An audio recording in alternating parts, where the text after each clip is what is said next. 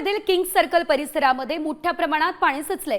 King circle तोच परिसर जिथे दरवर्षी पाणी साचतच असतं, जसं काही ही परंपराच झालेली आहे। मात्र किंग सर्कल या ठिकाणी आपण जर बघितलं तर पुन्हा मोठ्या प्रमाणात पाणी साचलं असल्याचं बघायला मिळतंय। मान्सून पूर्व कामं जी असतात ती पुन्हा पूर्ण झालेली नाहीये, हेच यावरून दिसतं। या संदर्भात किंग सर्कलवरून थेट आढावा घेतलाय आमच्या प्रतिनिधी रुपाली बडवे यांनी। त्या ठिकाणी आता सध्या उपस्थित आहेत। रुपाली, एकंदरीत बघितलं तर या परिसरामध्ये दरवर्षी पाणी साचत असतं, यंदा देखील तशीच परिस्थिती निर्माण झालेली आहे।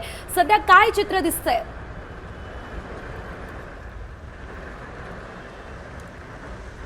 सेजल, सायन किंग सर्कल पासून ते आपण बघतो फाय गार्डन पर्यंत संपूर्ण रस्त्यावरती पाणी साचलेलं आहे। आणि आता सध्या मी ज्या ठिकाणी उभी आहे, आपण जर बघितलं माझ्याकडे तर या ठिकाणी गुडघाभर पाणी आहे। आपण बघत आहात की गुडघाभर पाण्यामध्ये इथली सगळी जी लोक आहेत ती चालताना पाहायला मिळतात। माझ्या मागे एक गृहस्थ उभे आहेत, ते देखील गुडघाभर पाण्यामध्ये या ठिकाणी उभे आहेत। आणि त्याच्यामुळे एकूणच वाहतुकीची कोंडी झालेली आहे। या ठिकाणी मागच्या 15 मिनिटांपासून सेजल गाडी बंद पडलेली आहे आणि त्याचा देखील फटका इतर गाड्यांना आपल्या ठिकाणी बसताना पाहायला मिळत आहे। पालिकेचे काही कर्मचारी आता या ठिकाणी आलेले आहेत आणि त्यांच्याकडून पाण्याचा निचरा कसा होईल यासाठीचे प्रयत्न चालू आहेत। मात्र या संपूर्ण ठिकाणी आपण जर बघितलं, हे बघा, या ठिकाणी टू व्हीलर आहेत। पाण्याचा जेवढं पाणी साचलेलं आहे त्या पाण्यामध्ये आता गाड्या बंद पडायला सुरुवात झालेली आहे।